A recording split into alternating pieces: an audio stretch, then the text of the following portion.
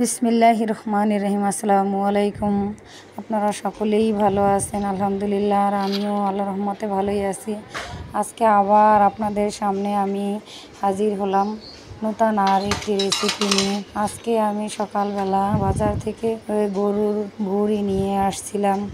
ছোট বাচ্চাটা বলতেছিল যে আম্মু আজকে আমরা ভুঁড়ি খাবো। তো ভাবলাম যেহেতু বলছে আর হাতেও একটু সময় আছে, তাহলে আইনা পরিষ্কার করে সেটা রান্না করে ওদেরকে দেই। তো ভুঁড়ি আমার বাসায় বাচ্চারা আমি সবাই পছন্দ করি। আমি এটা ঘরোয়া উপায়ে পরিষ্কার করেছি, গরম পানির ভিতরে দিয়ে তারপরে আস্তে আস্তে করে পরিষ্কার করছি। তো এক হাতে কাজ, তার ভিতরে আবার বাচ্চারা পড়তে আসছে, তাদেরকে সামলাইয়া তারপরে আবার এখন কাটতে বসলাম। আগেই এটা পরিষ্কার নিয়েছি। তবে আমি অনেকের মতো, অনেকে হয়তো চুন দিয়ে পরিষ্কার করে, অনেকে অনেক উপায় এই ভুঁড়ি পরিষ্কার করে। তো আমি সেভাবে করিনি, আমি করেছি গরম পানি দিয়ে। চুলার ভিতরে গরম পানি দিয়ে এক টুকরা ভিজাইছি, আর সাথে বডি দিয়ে আঁচড়িয়ে বা চামচ দিয়ে টান দিলেও উঠে যায় খুব সহজেই। খুব সুন্দরভাবে আমি সবগুলো পরিষ্কার করে তারপরে ওদেরকে আজকে রান্না করে দেব, একেবারে ভুনো করে দিয়ে। আমি যখনই ভুঁড়ি রান্না করি দেখা যায় সকালের টাইমটাই আমি তাড়াতাড়ি রেডি করে তারপর বসিয়ে দিই, কারণ ভুঁড়ির আলাদা একটা সেন্ট আছে। তো আমি ভুঁড়িটা অনেক সময় জাল করে নিই। প্রথমে মশলাটা কষিয়ে তারপরে দেখা যায় আদা রসুন পেঁয়াজ এগুলোর গন্ধটা ছাড়িয়ে তারপরে অনেক পরিমাণে পানি দিয়ে সেগুলো একেবারে শুকিয়ে ফেলি। তো অনেকটা সময় লাগে আমার এই ভুঁড়ি রান্না করতে। তো যেদিনই আমি রান্না করি সেদিন আমি চিন্তা করি যে আজকে আর এটা এখন খাবো না, রাতে এর জন্য রেডি করি। তাই ওই টাইমটা থেকে একেবারে লো আছে আমি তারপরে রান্না করি। অনেকে হয়তো প্রেশার কুকারে দিয়ে বা অন্য কোনো সিস্টেমে রান্না করে খুব তাড়াতাড়ি করে। তো আমি সেগুলো করি না, পারি কিন্তু করি না, আমার কাছে ওটা ভালো লাগে না। কে কোনভাবে এই ভুঁড়ি রান্না করেন নিশ্চয়ই কমেন্টে জানাবেন। তো অনেকেই অনেকভাবে রান্না করে, আমি এইভাবেই পছন্দ করি দেখে আমি এইভাবেই রান্না করি। আমার মাও এইভাবে রান্না করতো, তাই দেখা যায় যে শেষে একেবারে ভুনো যখন হয়, কড়াইয়ের ভিতরে যখন টালা হয়, অনেক সুন্দর একটা ঘ্রাণ আসে এবং খুব সুন্দরভাবে ভুঁড়িগুলা দেখতেও একটা অন্যরকম ভালোই লাগে। বাচ্চারা যেহেতু পছন্দ করে, কষ্ট হইলেও করতে হবে। আর কোন কাজেই বা কষ্ট ছাড়া করা যায় বলেন? সমস্ত কাজই এই কষ্ট আছে, কোন কাজটাই বা সহজ? দেখা যায় যে কঠিন কাজকেও যদি ভালোভাবে করে, ভালো মনে করে, তাহলে সব কাজই আবার সহজ মনে হয়। আবার অনেক সময় দেখা যায় সহজ কাজটাকেও যদি করতে ইচ্ছা না করে, ভালো না লাগে, তাহলে কঠিন মনে হয়। এটাই স্বাভাবিক। আমরা এক মানুষ এক রকমের, এক মানুষের রুচি এক রকমের, এক মানুষের রান্না এক রকমের। তো আমার মতো এভাবে হয়তো অনেকেই রান্না করেন, আবার অনেকে হয়তো অন্যভাবেও রান্না করেন। আমার মা এভাবে রান্না করতো, সেখান থেকেই শেখা। তো আমার মায়ের হাতের রান্নাও অনেক মিস করি আমি। অনেক আপুরাই আছেন যারা মায়েদের হাতের রান্না পছন্দ করেন এবং অনেকেই মিস করেন। আর যেসব ভাইদের কথা বলবো যারা প্রবাসে থাকে, তাদের কথা তো আর নাই বললাম। তারা তো সব কিছুই মিস করে, মায়ের হাতের রান্না তো মিস করেই। তো তারা সবসময় হাসি মুখে সব কিছুই মেনে নেয়। আমরা যারা ঘরোয়া উপায়ে এই ভুঁড়িটা পরিষ্কার করি, দেখা যায় যে কোনো কষ্টই হয় না। আমার ভুঁড়ি পরিষ্কার করতে অনেক ভালো লাগে, কেউ যদি কষ্ট মনে করেন তাহলে আমার আপুরা আমার কাছে পাঠিয়ে দেবেন, আমি পরিষ্কার করে দেব। আমার এত পছন্দ এই ভুঁড়ি পরিষ্কার করা। আমার কাছে কেন যেন এটা পরিষ্কার করতে ভালো লাগে। খুব সুন্দর করে টুকুত করে গরম পানির ভিতরে দিয়ে উঠিয়ে নিয়ে তারপর একেবারে টান দিলে কত সুন্দরভাবে পরিষ্কার হয়ে যায়, সাদা ধবধবে হয়ে যায়। আমার খুবই ভালো লাগে। তো আজকে আমি এগুলো পরিষ্কার করে তারপর বসিয়ে দেব। পাশাপাশি একটু ভর্তার আইটেম করব, একটু ডাল রান্না করব।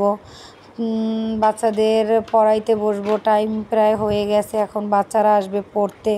তাড়াহুড়ো করতেছি যে তাড়াতাড়ি করে একটা বসিয়ে দিয়েই আমি ওদেরকে পড়াইতে বসবো।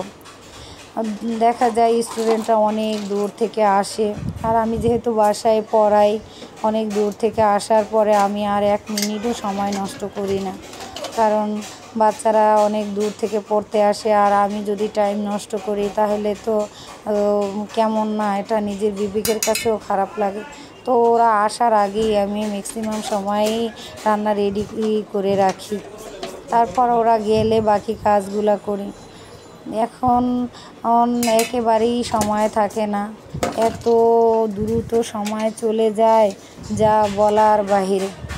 পাশাপাশি আমার বাচ্চাদেরও কি বলবো, যে তাদেরও অনেক গুণ, তারাও অনেক কিছু তৈরি করতে পারে, অনেক কিছু রেডি করতে পারে, রান্না করতে পারে, আরও কত কি। আলহামদুলিল্লাহ, আমি ওদেরকে অনেক যত্ন সহকারে এই কম বেশি যতটুকু শেখাবার চেষ্টা করি, ওরাও নিজে থেকে শিখে নেয় সব কিছু।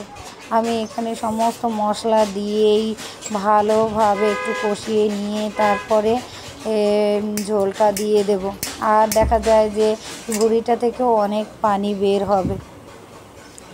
তো আমি আজকে অনেকটা টাইম নিয়েই এটা রান্না করব, অনেক সময় এটা একেবারে ভুনা ভাজা করব।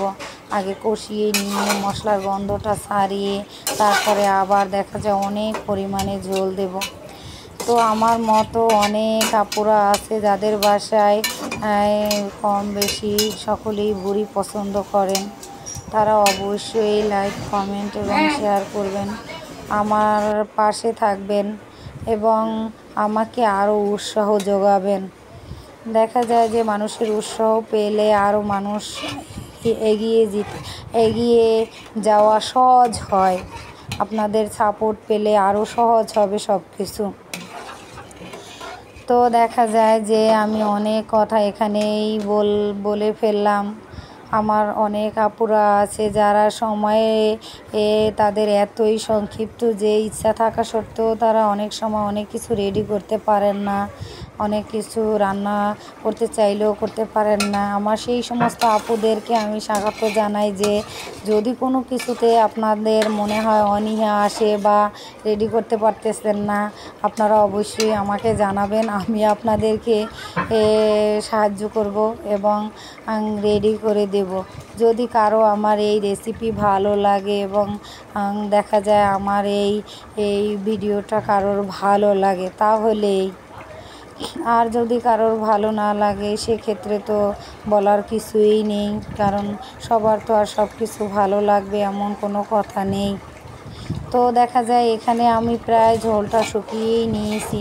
এখানে আমার প্রায় অনেক পরিমাণেই আমি পানি দিয়েছিলাম, একেবারেই আমি পুরো ঝোলটাই শুকিয়ে একেবারে শুকনো করে একটা কড়াইয়ের মাঝে ঢেলে দেব। এটা তেলের কড়াই, দেখা যায় ম্যাক্সিমাম সময় আমি তেলের জিনিসগুলো এই কড়াইতেই ভাজি। এখানেই আমি ঢেলে দিয়েছি যাতে তাড়াতাড়ি এটা ঝোলটা শুকিয়ে যায়। এখন আমার সময়েরও অনেক অভাব, দেখা যায় অনেকটাই লেট হয়ে গেছে আজকে এই ভুঁড়ি রান্না করতে গিয়ে। বিকেলের টাইম হয়ে আসছে, মসজিদে যেতে হবে, বাচ্চাদেরকে নিয়ে মাদ্রাসা যেতে হবে, ছোট বাচ্চাটা এখনও স্কুল থেকে আনতে হবে, অনেক প্যারা যার মাঝে বলে শেষ করা যায় না। এখন আমি তাড়াতাড়ি চেষ্টা করতেছি কিভাবে এই ঝোলটা শুকাবে আর কিভাবেই আমি চুলাটা বন্ধ করে দিয়ে বাচ্চাকে আনতে যাব স্কুল থেকে, সেই টেনশনে আমি আছি। আর ফাঁকে আপনাদেরকে তো সাথে অনেক গল্প করলাম, অনেক কিছুই বললাম। এরকমই হয় যে এখানে এসেই একটু গল্প করি এবং কথা বলা একটু সময় পাই, এবং অন্য অন্য সময় একদমই থাকে না যে কারো কাছে গিয়ে বসে একটু গল্প করব, মন খুলে একটু কথা বলবো, এরকম সময় হয়ে ওঠে না।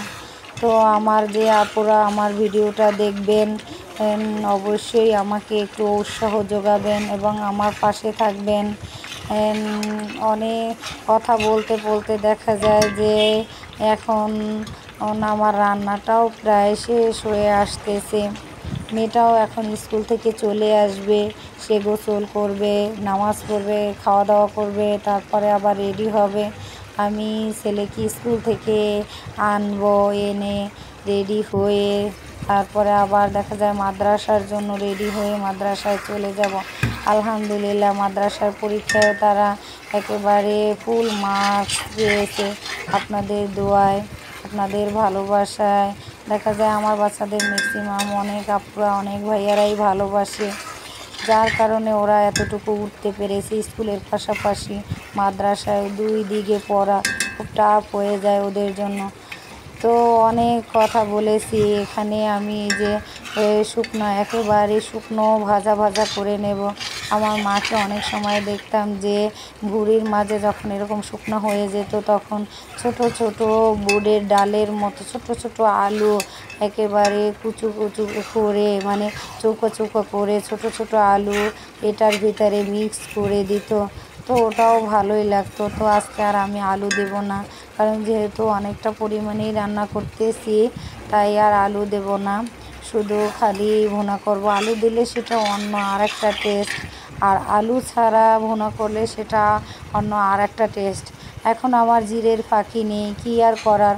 এক পাশে চুলায় এখন আমি জিরের ফাঁকিটা একটু টেলে নেব, টেলে সেটা আবার কি করব, পাটা নামিয়ে গুঁড়া করতে মনে হয় আমার অনেকটা দেরি হয়ে যাবে, তাই আর পাটা নামিয়ে গুঁড়ো করব না। সেটাকে আমি স্টিলের গ্লাস দিয়ে কড়াইয়ের ভিতরে রেখে দেখা যায় যে সেইভাবে ডলে ডলে একেবারে গুঁড়ো করে নেব। তো আমি অনেক দেখা যায় অনেক সময় আলাদা একটা মশলা রেডি করে রাখি, সমস্ত কিছু মিক্স করে দেখা যায় দারচিনি, এলাচ, লং, গোলমরিচ, তেজপাতা সমস্ত কিছু অ্যাড করে ভালো করে টেলে মশমশা করে তারপর ব্লেন্ডারে গুঁড়ো করে নিয়ে একসাথে আমি রেখে দেই। তো আজকে শেষ হয়ে গেছে, আবার দেখা যায় যে একটু সময় পেলে ওটা করে নেব।